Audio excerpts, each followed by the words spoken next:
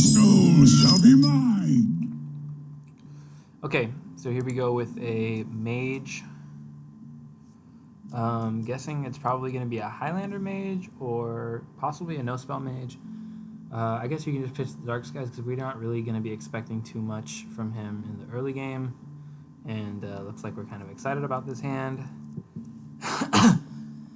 So let's skip ahead to having played the quest. With the Questing Explorer ready to go on 2, which we won't play on 2 because Mage can just very easily Frostbolt that away. So this is just a tap here. Cool, tap into the second Questing Explorer. Maybe that means we consider playing one next turn, but probably still just like the tap. Okay, this is interesting. We can Questing Explorer Mortal Coil this, but I don't see really what that achieves.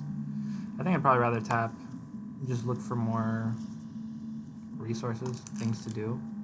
We could have even Mortal Coiled him just so that we're not taking 3 to face, but yeah, looks like that's what I was maybe wanting to do. I don't know if I like that. We just drew the Nether Breath, so we do have some methods of healing. And we're not expecting him to develop much on turn 3 anyway, right? So now we can play the Questing Explorer, probably both of them actually even. But now that we have the second Craze Netherwing, I think I would just want to tap actually, because next turn we can Craze Netherwing him. I guess we're just doing it this way so that we don't leave him with 1 health. That's fine by me as well. It would be nice if we could get a, there we go, that's nice. Some nice healing. If we could get him to commit something else into our Craze Netherwing turn, but he's not going to do that, of course. This is just a clear in the board situation. I'm going to guess that his secrets are a Flame Ward and maybe like a counter spell or something. Could be an Ice Barrier, of course. I think the secrets to consider are Ice Barrier, Flame Ward, Counter Spell, and the other spell one that summons a 4-mana thing. Yeah, it's good that we have the Mortal Coil because we can test now for Counter Spell before we have to plot twist.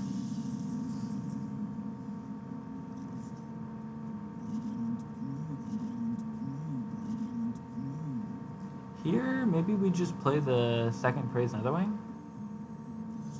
I think I like this because we don't really have much to do in terms of tapping. If we tap up to 10, then we have to play something. There's not much to play here. And I don't want to plot twist just yet because I'm worried about the counterspell. So let him take his Mally, that's fine. I don't find that to be particularly threatening.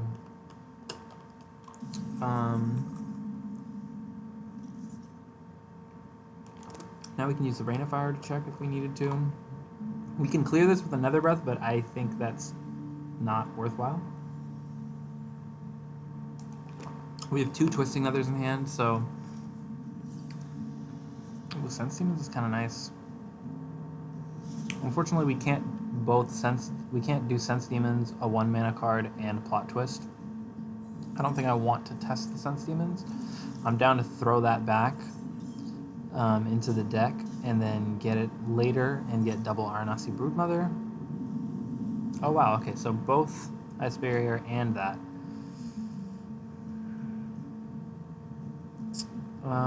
I think we can just Plot Twist then. Now we don't have to Mortal Coil, right? That'll complete our quest. Will we get to tap? I'm worried we're not going to get to tap because the timer is going to go out by the time that we have the opportunity to. We have the second Plot Twist. I don't think we want to do that. I guess we're just going to play the Ooze because we're not going to be able to tap.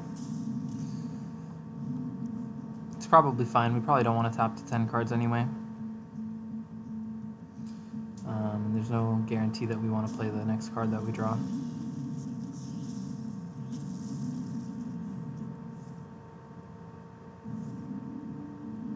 Mind Shield, Wind Fury. So we can definitely add Dark Skies this. We just need 7 damage from the Dark Skies if we clear the Mally first. We can Moarg, Nether Breath. But then what do we do with our remaining 4? I guess we're always going to be tapping, right? Oh, interesting.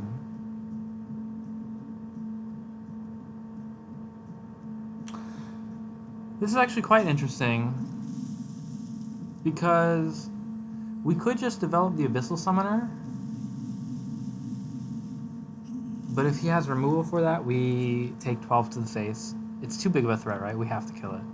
We could have Twisting Nether and then Abyssal Summonered, but I think I don't mind holding onto the free Nether for a bigger swing. Like, for example, right now, if he has something threatening, these Hoggers.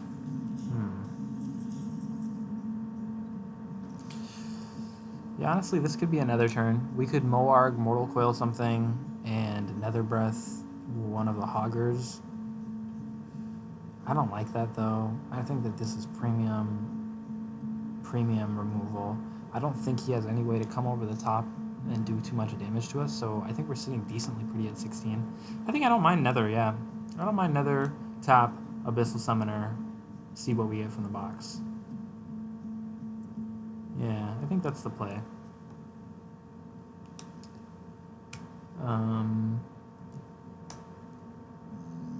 Otherwise, I feel like we're just expending too many resources to deal with this Hogger. And we have a second Twisting Nether in the deck in case something else pops off.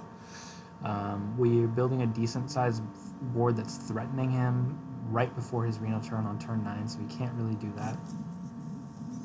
I don't know that I like this. I guess we're just doing this to save the Twisting Nether at this point. And what are we going to do? Soulfire one of the 4/4s? I don't like that. We just throw away Mortal Coil, huh? I think I would have preferred to Twisting Nether first, because I just want to present a big board to him right before he's able to Reno us and do things like that to us. Oh wow, okay, so that was his... That's his reach.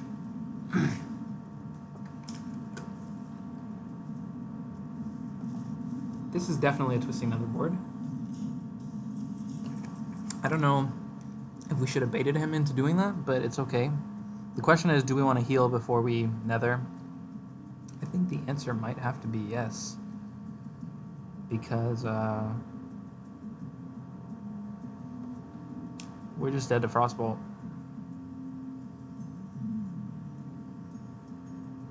This looks like a Reno Mage. Okay. I guess here we're just saying he doesn't have reach. Or maybe we're just gonna Moarg our... Maybe we were planning to Moarg the Nether Breath the Moarg. That's actually a reasonable play. But then you can't tap. If you Twisting Nether, Abyssal Summoner, Moarg, and then Nether Breath your Moarg. Because you don't want to leave the Moarg on the board with the Abyssal Summoner. That makes it much easier for him to clear the Summoner. And you get rid of the Moarg, you get 8 health back. I think I actually like that. So this is actually a big misplay then to tap, isn't it?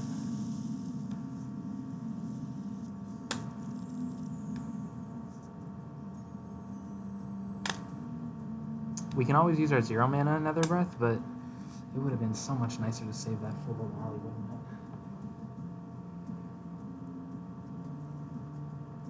Okay, so we are recognizing that that's a misplay, that we would have preferred to do this, huh?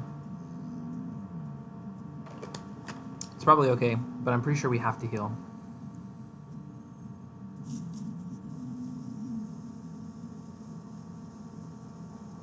We could also plot twist, I guess, and try and get the Broodmothers. We should play the Summoner first if we're going to do this play. Oh my god, what is this? What is this? What is this? You can't just pass. Okay, so this is a huge misplay. We have to save. We have to save ourselves, right? This is a throw. All he needs is any damage spell and the game is just over. This was a horrible play, right? We shouldn't have tapped. We should have used the Moarg and the Nether Breath. And I think we get lucky here by having him Reno us.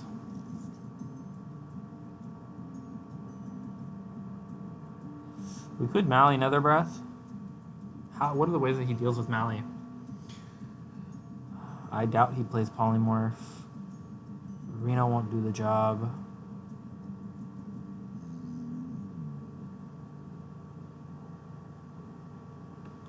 We have the Rain of Fire, so that's 6 plus 9 plus another 9. It's not quite enough, but at least we're healing up, so this is good. We're in range of Fireball, but he didn't have the Fireball last turn. Although I'm sure he does play the Fireball actually in his deck naturally.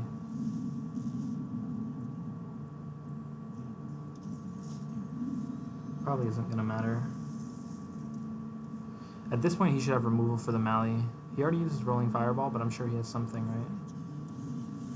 Now, the unfortunate part is I think we're well playing too prematurely because we don't have a dragon for our Nether Breath now. All we have is Soulfire for Nether Breath does 2. So we have to tap into a dragon here, or tap into our Zephyrus. This isn't gonna do it. Oh wow, our Zephyrus is live. This is amazing. So this is amazing. Surely we get some damage with the Zephyrus, right? Do we always get a Fireball here? I doubt it. Oh yeah, with the Nether Breath we do. Okay. Very well done. Good recognition. I wonder if you get it without the without having Nether Breath. No, but we definitely threw this game. Look, again, we're sitting with the Morg Artificer in hand. We definitely only needed the one Nether Breath. We ended up only being able to use the one Nether Breath, so I think we definitely on this turn should have played. I think the play would have been to not tap here and to just Twisting Nether, Abyssal Summoner, Moarg, Nether Breath your Moarg. But once we tap and make that mistake, we have to use our 0 mana Moarg, or 0 mana Nether Breath, I believe. But we scraped this one out by the hair of our chinny chin. Probably we should have lost this game, but it's possible that he also played to lose. So we end up getting it, pulling it out. One of the things that I've noticed in the few games that I've played so far is I definitely sit with healing and Moargs in my hand until the end of the game, and I think that's a mistake. I think I need to be a little bit more liberal with my use of those two cards, or with the Moarg in particular. Also, I never double Moarg Nether Breath, but now that I think about it, it gives you the same amount of healing as looking for the second Nether Breath, and it only costs 2 extra mana instead of 4 extra mana having to play the second Moarg and the second Nether Breath, and you want to save one of the Nether Breaths for reach if you can, so that's probably a correct play more often than I give it credit for. So that's a couple things to think about from me. Let me know if you have any thoughts or ideas that could help improve my play with this deck. I don't think I played this game particularly well, but we ended up getting there in the end. So yeah, thanks for watching.